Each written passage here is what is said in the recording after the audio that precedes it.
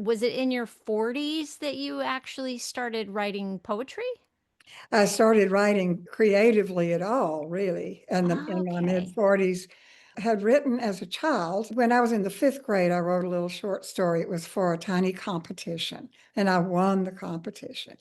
And in the sixth grade, I wrote another story, and my teacher in that grade said, "You know, Pat, as I was called then, this could never have happened." Well, I was just crushed. And of course, it was fiction, but I didn't even know the word fiction at that time. So I didn't really write creatively. It just put a lid on something inside of me.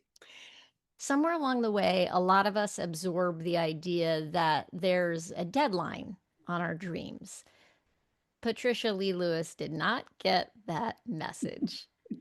At 88 years old, she has published her first novel, and that's after decades of activism, poetry, and teaching writing. And today we're talking about what it means to keep saying yes to the work that calls you, even when it scares you. We're diving into legacy and reinvention and why curiosity is your best tool against ageism. So, Patricia, I'm so glad you're here with me. Thank you. Oh, thank you, Yvonne. I'm just delighted. Yeah. So, give us the title of your new book just to start off. Sure. It's Thorns of the Mesquite. This is a copy set in West Texas in 1938 on a ranch. What is the first thing that you said to yourself on the morning of your 88th birthday book launch? Because you launched it on your birthday, didn't you? I did. Yeah. Yeah. It was a big deal. Did Yeah. what'd you think when you put your feet on the floor first thing in the morning? I hope the coffee's good. That's what I wrote. Yeah, it was we had a launch in the morning at our civic center here in Northampton. I knew quite a few people were going to be coming, and so we were having a cowgirl breakfast of biscuits and homemade peach preserves and butter and coffee. Oh, And Patricia, that eight sounds eight good. people were baking the biscuits, and the biscuits figure in this book. That's what I was hoping because I had gotten a kind of coffee chock full of nuts that was available to people in 1938. And I'm hoping it was a little better than they had in 1938. Oh my gosh, that's amazing. Now, you did not start off as a novelist at all. No, You were an activist, a county commissioner, a grassroots organizer, and was it in your 40s that you actually started writing poetry? I started writing creatively at all, really, in my mid Okay. 40s. Had written as a child. This is such a typical story that I'm going to just tell it quickly because I kept finding it over and over in the writers I subsequently worked with over 30 years who had gotten stuck as children. That when I was in the fifth grade, I wrote a little short story. It was for a tiny competition, and I won the competition. And in the sixth grade, I wrote another story, and my teacher in that grade said, "You know, Pat, as I was called then, this could never have happened." Well, I was just crushed. And of course, it was fiction, but I didn't even know the word fiction at that time. So I didn't really write creatively. It just put a lid on something inside of me. So it really, even through when I finally got to go to college when I was 27, I wrote a lot of papers, but I never wrote anything that was fiction. And I sort of always liked to write, but it wasn't until I was in my mid 40s when, by luck, a friend asked me to go to a writing workshop with her, and it was led by a woman named Pat Schneider, who died about 5 years ago, who started a wonderful process for writers, which was that she would offer a prompt. We would be in a group of maybe 10 or 12, and then you were invited to just write anything that came immediately, and Hmm. you'd write for just 20 minutes. Then you were invited to read aloud what you had just written, which felt like the most vulnerable thing in the world. I remember the first time I Yeah. was in that workshop, I shook so much I couldn't possibly have read. It meant so much to me to be there, I guess. And after a few times, it opened up a part of me that had been just tamped down for about 8 years. My oldest son died in 1976. In fact, today is the 50th anniversary of Oh, his death, I and am so sorry. Wow. it's always a powerful day. And I was able to start writing fiction about what was true. It's hard to tell you any better than that what I mean about his life and death. He had a bad mental illness. And so from then on, I've had other work. I was working as a county commissioner then, and I went on to help restore some historic properties and then worked for our congressman. So all that time I was writing in Pat Schneider's workshops once a week for 9 years and wrote a lot and learned a lot, took her training. And one day I invited her and some other writers up to what had become Patchwork Farm, where I lived on a little mountain outside of Northampton, to tell them about something I was learning about writing. We had a wonderful time. And when she got home, she wrote me and said, I think people would like to come to Patchwork Farm and write. She said, I don't have time to do my 1 day Saturday retreats anymore. How about you take one over every month? So I talked to the congressman. I said, John, no matter what happens in the country, could I have one Saturday, a particular Saturday every month to do this? Of course, he said yes. I didn't have to try to put out any fires. So that is how I got unstuck, I guess. And it's Wow. not an unusual story. So many of the people I worked with, hundreds of writers in this country and 10 other countries, had the same kind of experience of losing their confidence or faith in themselves, afraid of being criticized. That is powerful. That is Yeah, so, oh my gosh, my head is exploding. I want to go in so many directions right now.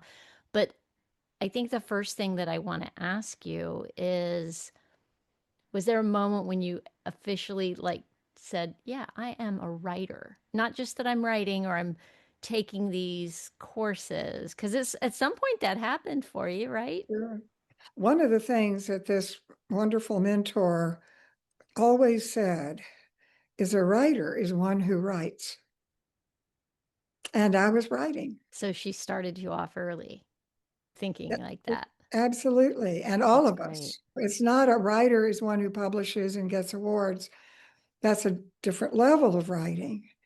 But a writer is one who writes. And that that's another kind of thing that frees you up. It's not doesn't have to be great writing. It doesn't have to be even grammatical. I mean, some of the work that people who formed an organization out of this method that became called the Amherst Writers and Artists AWA method of writing started a program for women in prison using this method.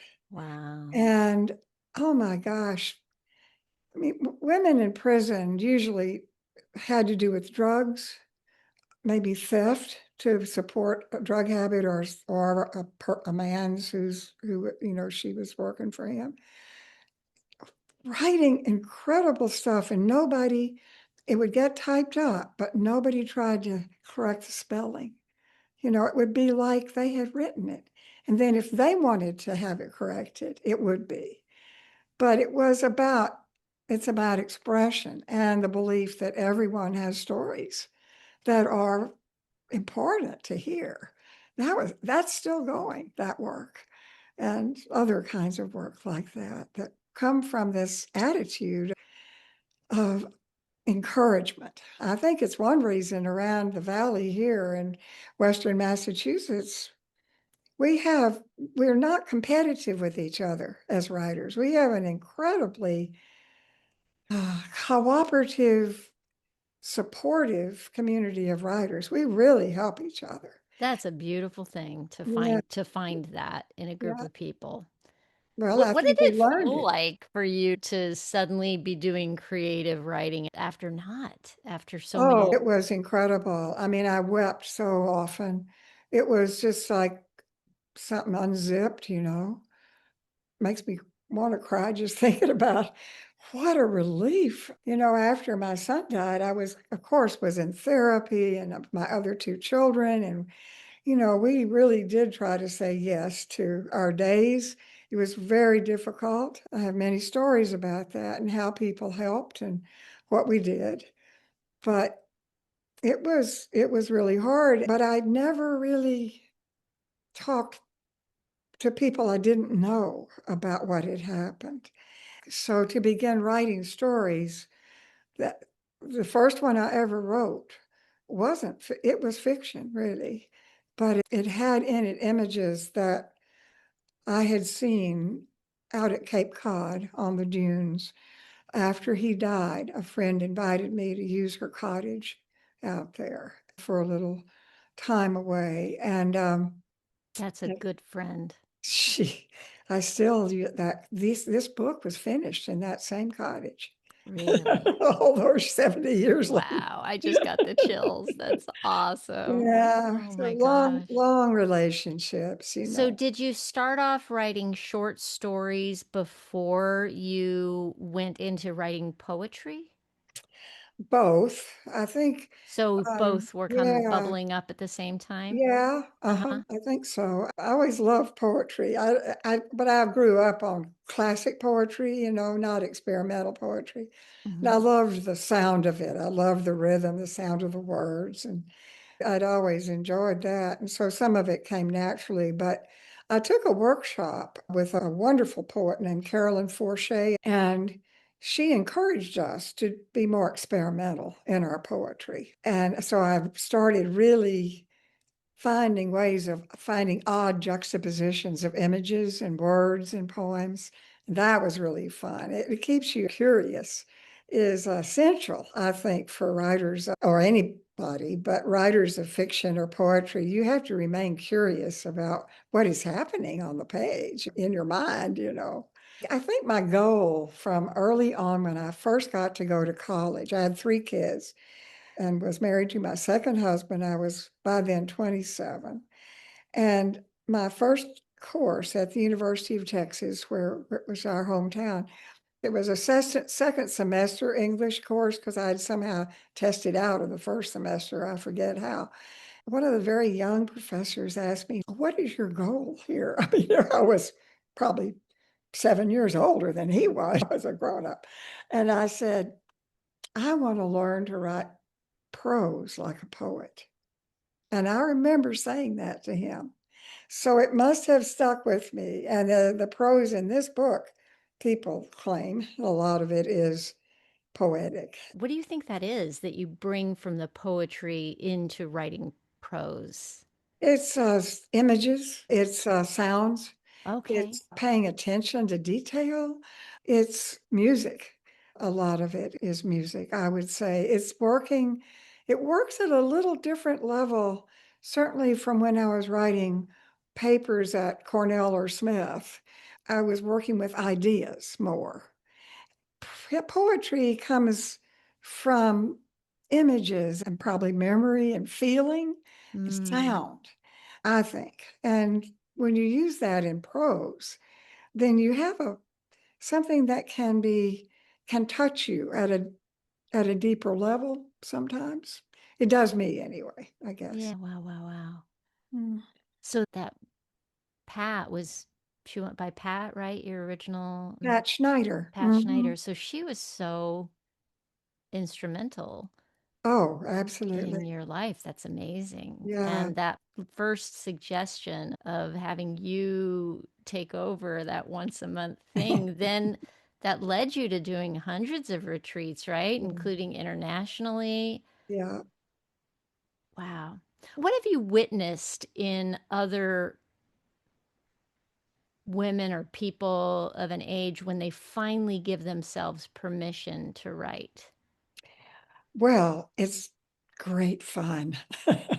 It's just joyful, even when it's really hard stuff and you maybe just burbling with tears, and a certain kind of grief, but the joy of being able to get to that and make art from it. It's just, for those of us who love it, there's not a better feeling, really. I can feel that joy coming off of you right now. Yeah, Oh my right. gosh.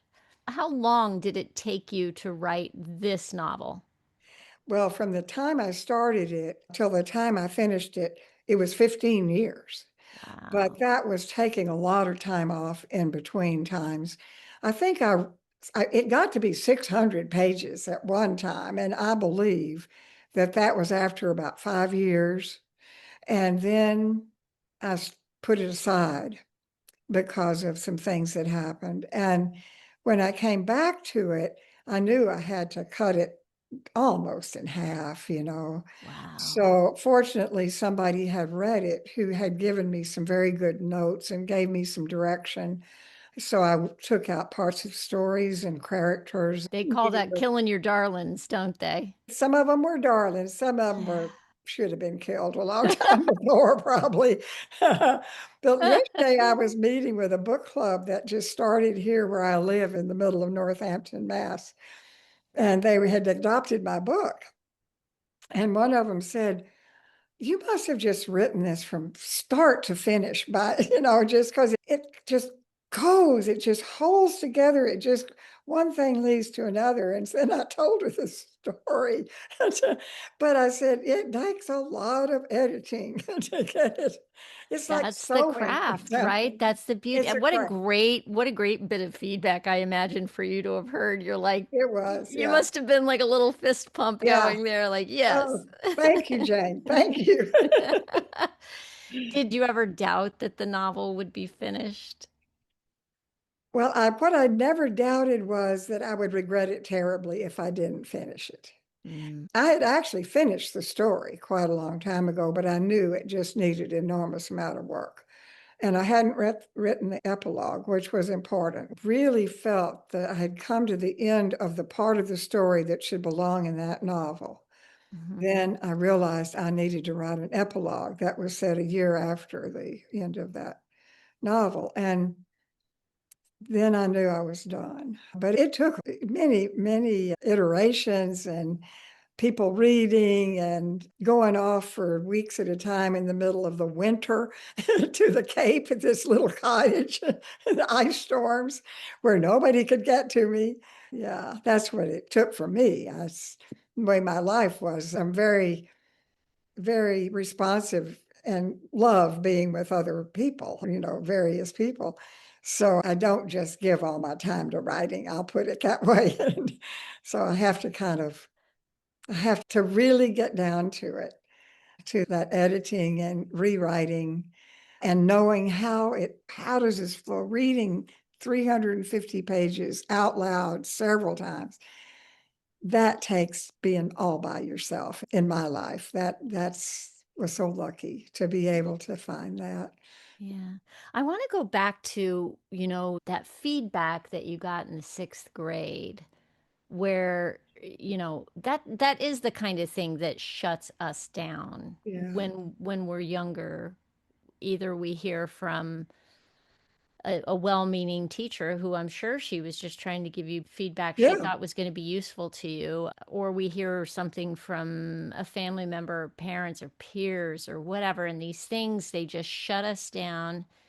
So what's coming up in my mind is that fear, I guess, is for lack of a better word, that stops us from expressing ourselves, that stops us from doing things that we really inside want to do, but maybe we feel like they are not going to be acceptable in society or by whatever.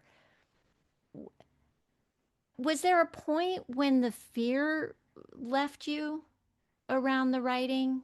Yeah. Right. Definitely. The creative writing Yeah. was during those workshops with Pat Schneider. Do you Um, remember a moment when you were like, wait a minute, I'm not yeah, fearful? it was the third workshop.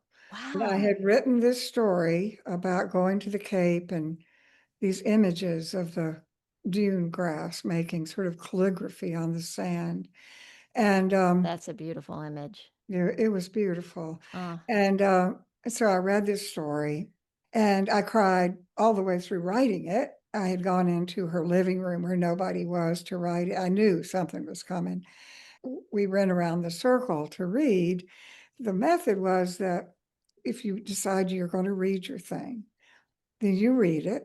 Everyone listens. You learn to listen very well in this method. And then whoever's leading, and Pat in this case said, always would say to everybody else, I'd been just weeping and getting through it by gasps, but I got through it.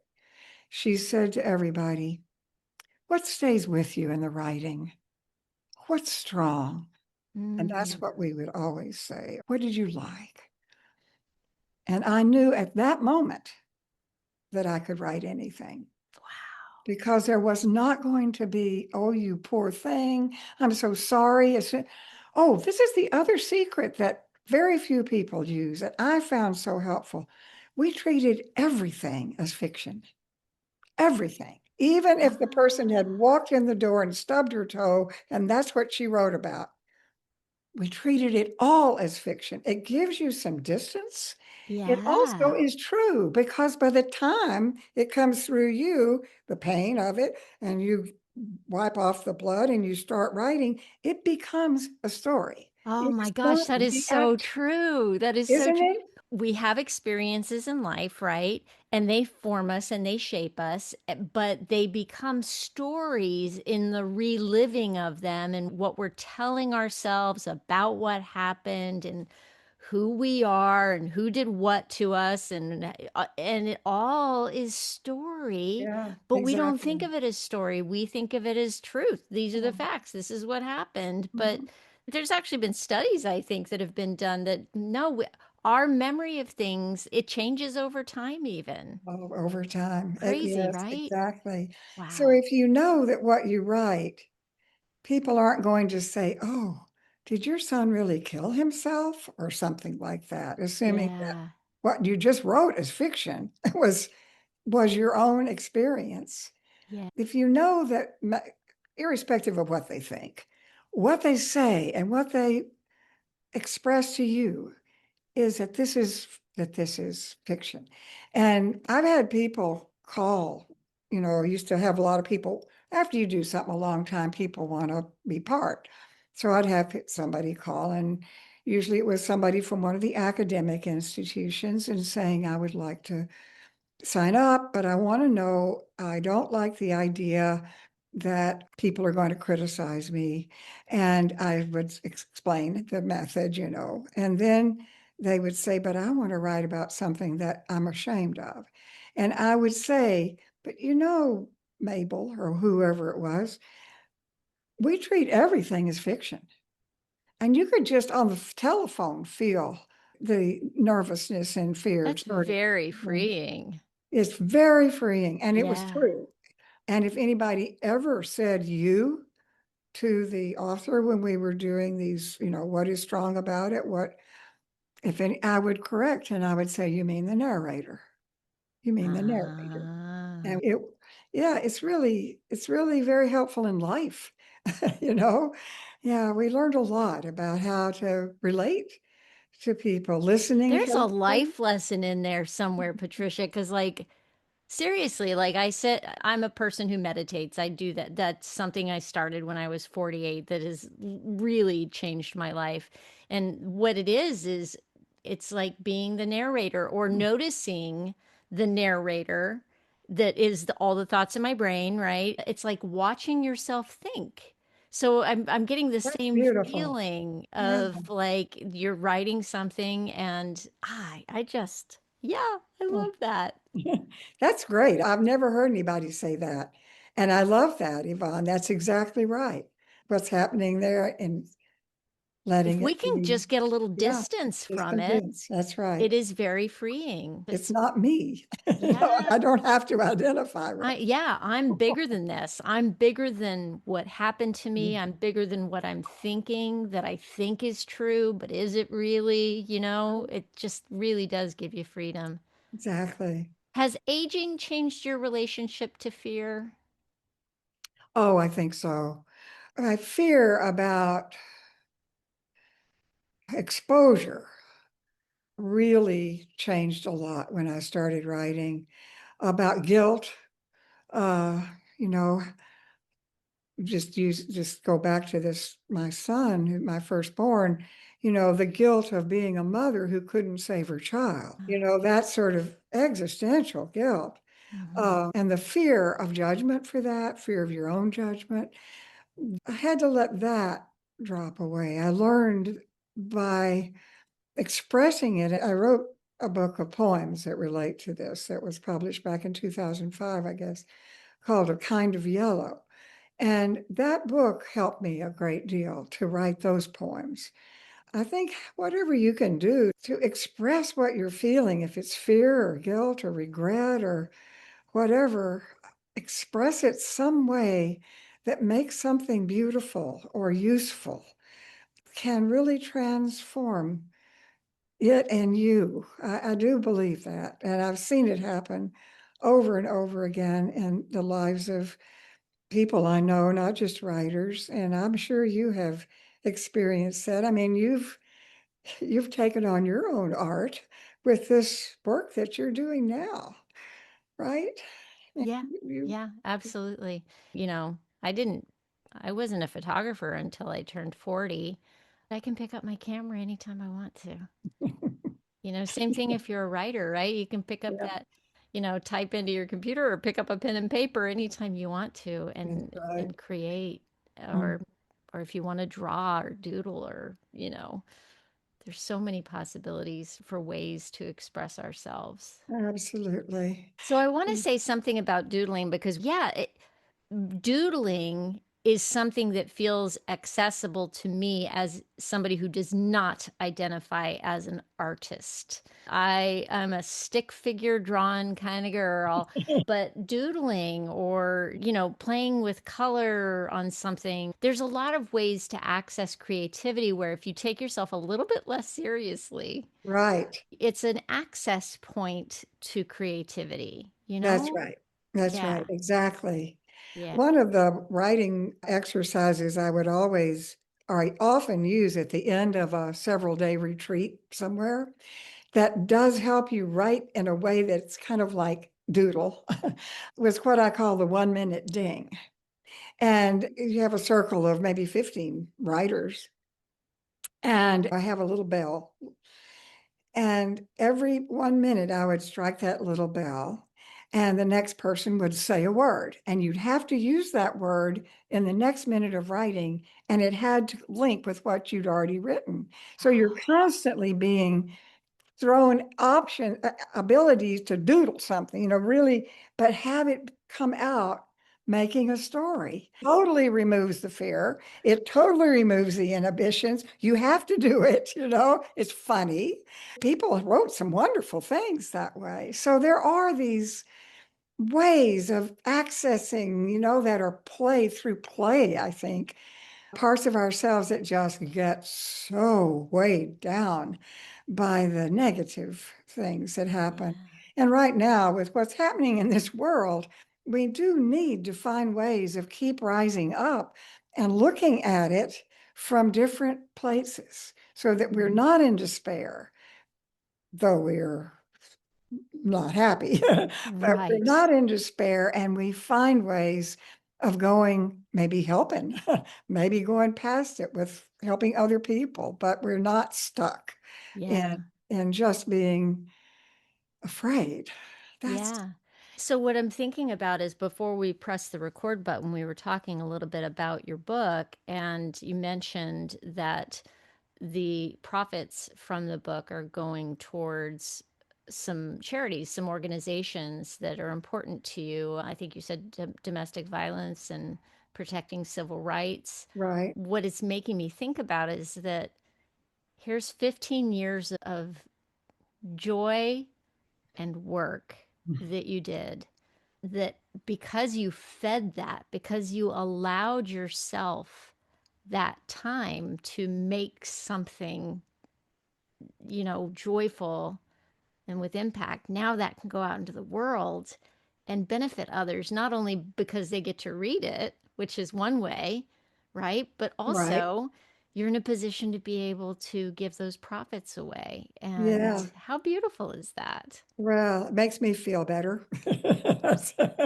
That something you make can be of use to other people is just about as good as it gets. Yeah, and if we can take care of ourselves and give from overflow, which is what you're doing, Right, it's something. It's not nothing. It'll always never feel like enough, probably, right. but But it is something. It's what you can do. yeah, Do what it, you can where you are with what you have, is it? yes, ma'am. That's one of my favorite quotes. Is there something that you're still curious about at your age, at 88?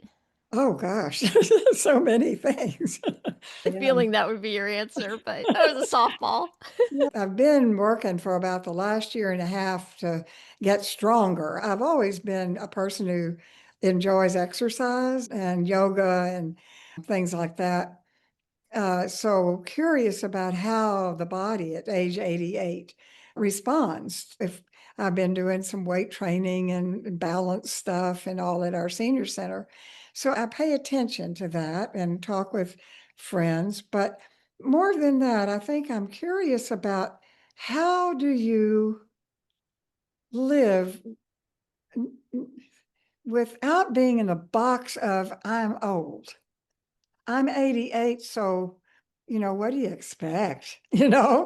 Of that you're alive. Just coming toward, well, I'm curious about, well, what can I do? I'm involved with a lot of other people and, our emergency shelter for homeless people and the board of trustees here in this 81 unit condo in the middle of Northampton and with writers. I'm very involved in our Writers Guild, Straw Dog Writers Guild, and those kind of things of being curious, but also how do we, and I don't know the answer to this at all, but how do we stand up against fascism?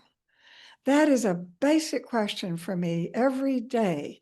And what can I do that helps me, my family, my community in any way that we do not bow to the fascist government?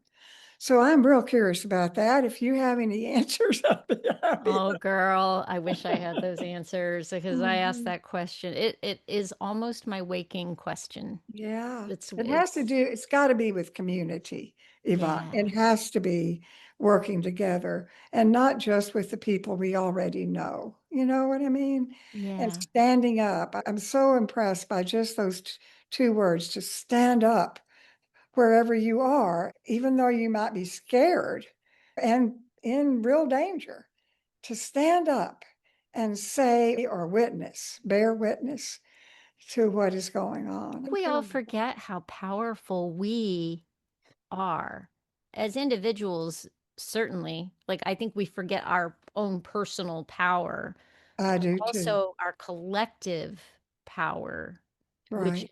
just like tenfold. And yeah, I think that we forget that, and it leads us to play small Mm-hmm. and to go along to get along in our lives.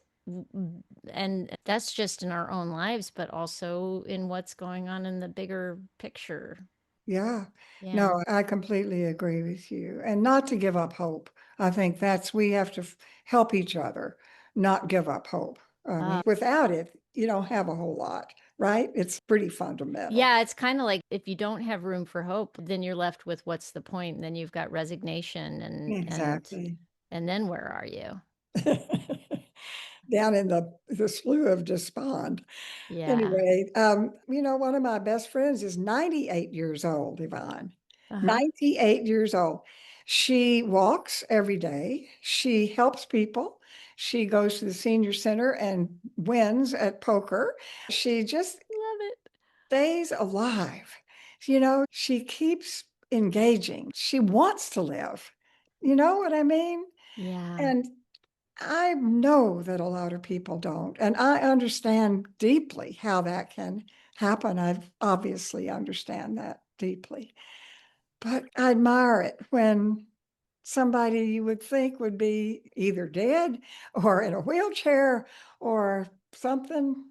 But Jessie, she has no fear of dying, I think. She just loves living, I would say. And that's a real good way to look at things. And it's a paradox in a way, right? Yeah. So she's not afraid of dying, so she's living well.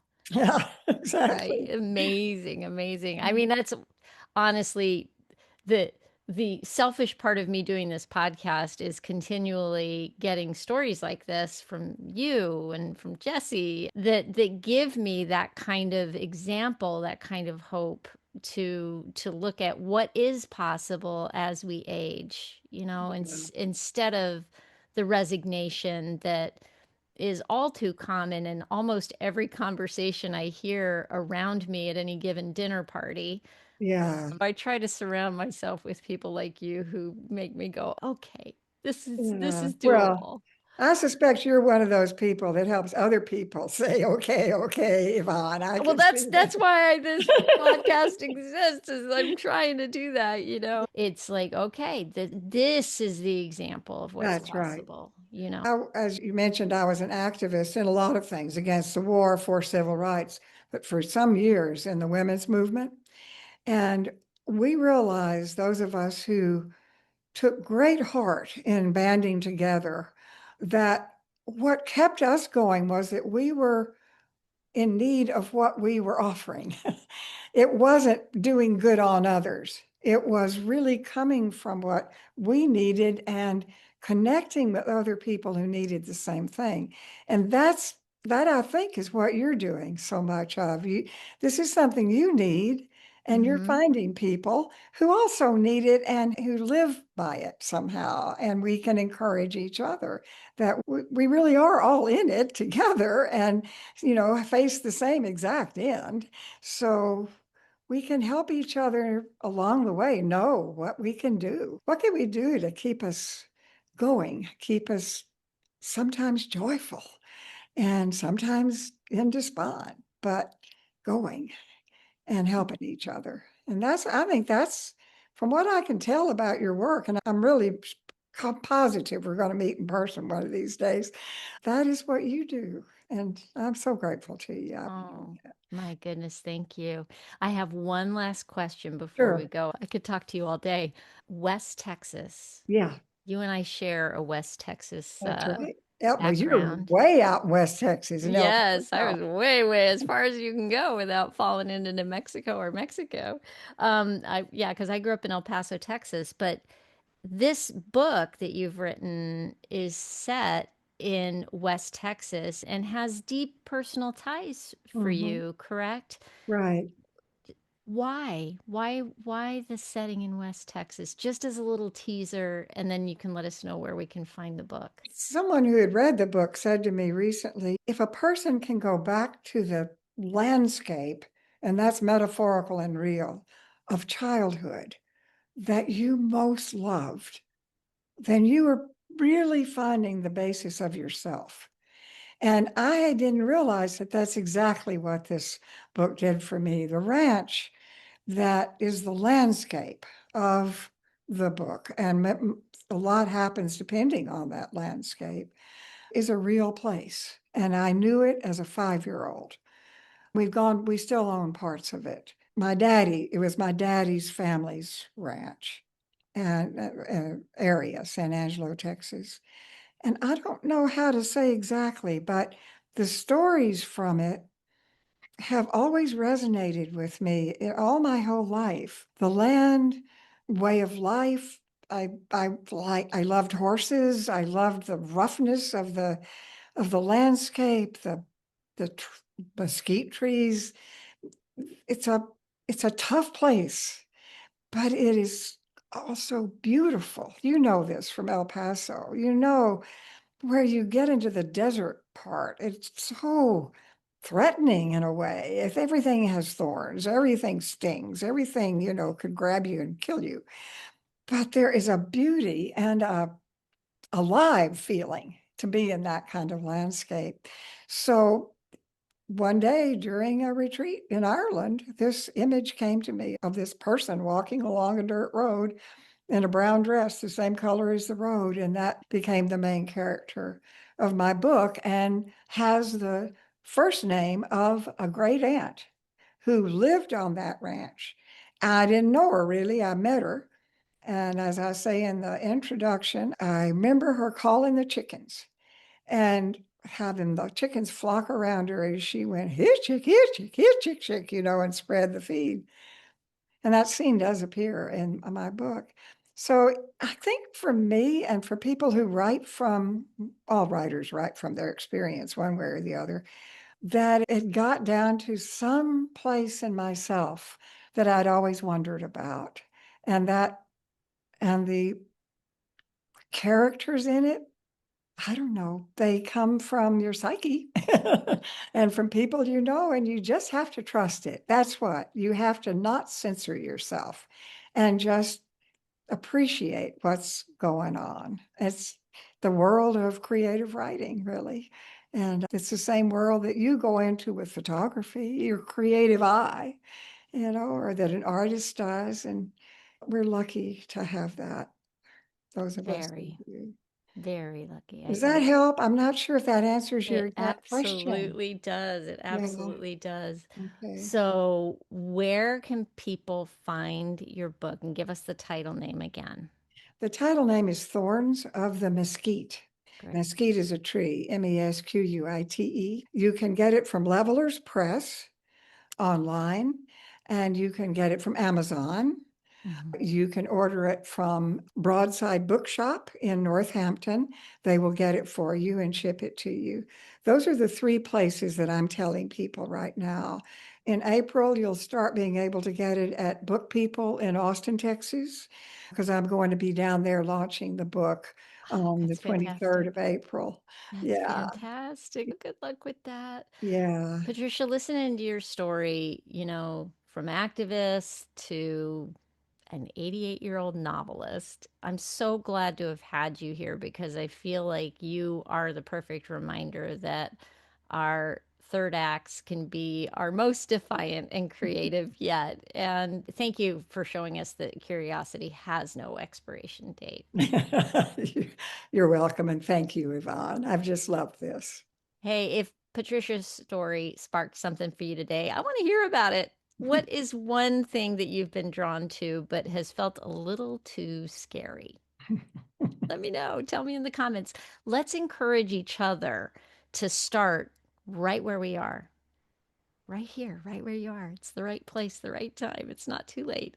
And if you want more living proof of what's possible, stick around, subscribe. It's never too late to bloom like you mean it. All right. So I'm Yvonne, and I'll see you in the next one. Thank you for being here.